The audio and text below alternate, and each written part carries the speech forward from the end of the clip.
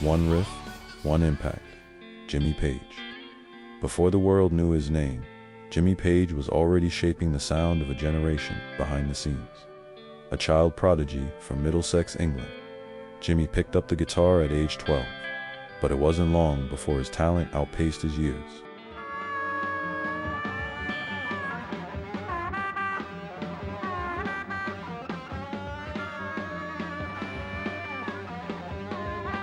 By the early 60s, he was a secret weapon in London's recording studios, playing on songs by the Kinks, The Who, even Donovan. Page wasn't just in the background, he was the background, weaving sonic textures into hit after hit. But the world wouldn't stay in the dark for long.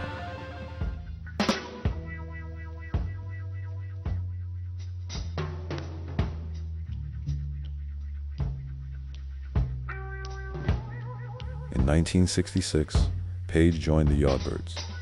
But when the band dissolved, he saw an opportunity to build something heavy, loud, entirely new. With Robert Plant, John Bonham, and John Paul Jones, Led Zeppelin was born, and rock was reborn. Give me a clue as to where I am at. Feel like a mouse and you act like a cat.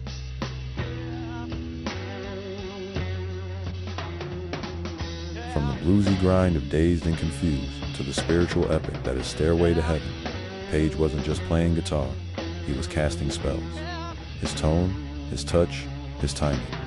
It wasn't just music, it was magic.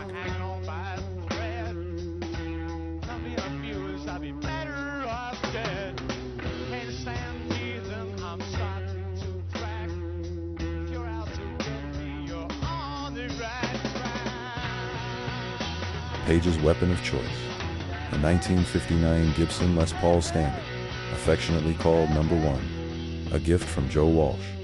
It became the heart of Zeppelin's signature tone, rich, powerful, unforgettable.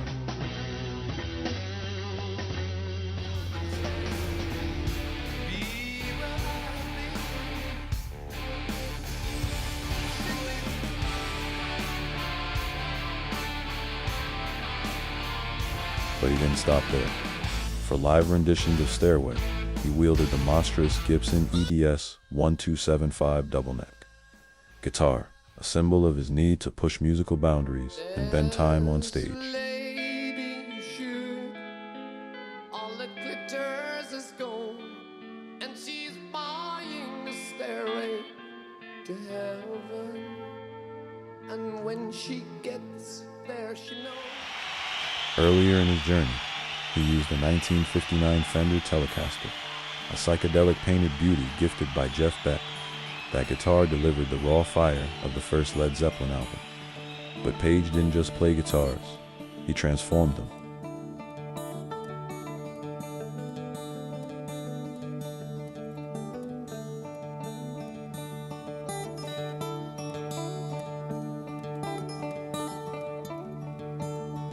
While others strummed, Jimmy experimented. He dragged a violin bow across his strings, making his guitar wail like a ghost. He waved his hand over a Theremin mid-song, producing sounds no rock concert had ever heard before.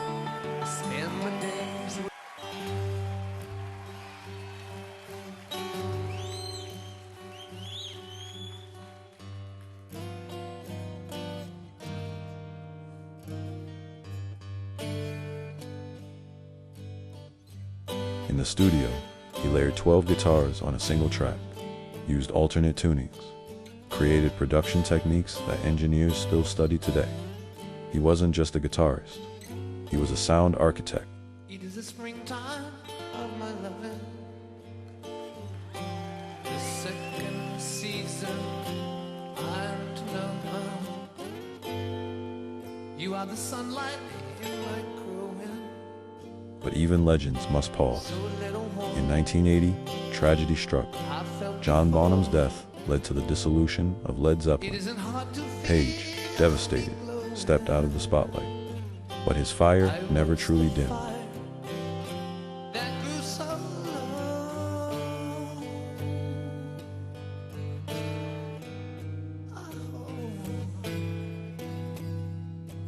In the 80s and 90s, he returned with the firm, reunited briefly with Robert Plant, and even jammed with the Black Crowes. His riffs still roared, but now there was reflection in his eyes. The energy remained tempered by experience.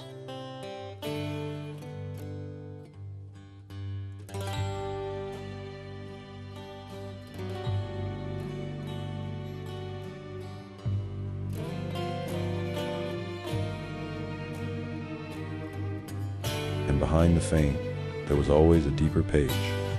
In 1998, he co-founded Action for Brazil's Children, raising millions for education and healthcare.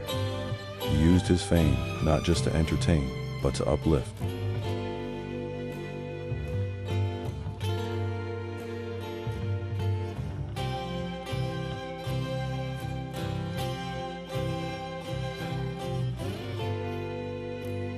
He auctioned guitars for disaster relief.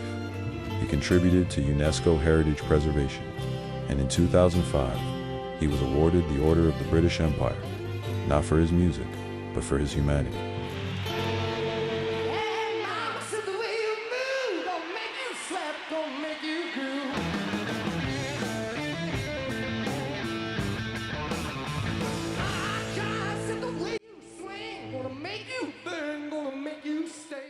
Today, Jimmy Page is no longer the flamboyant figure setting guitars on fire, but his influence is everywhere.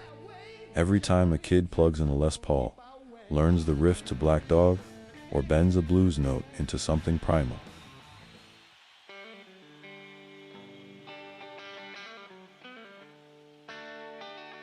the sorcerer of sound, the keeper of the flame, Jimmy Page didn't just play the guitar.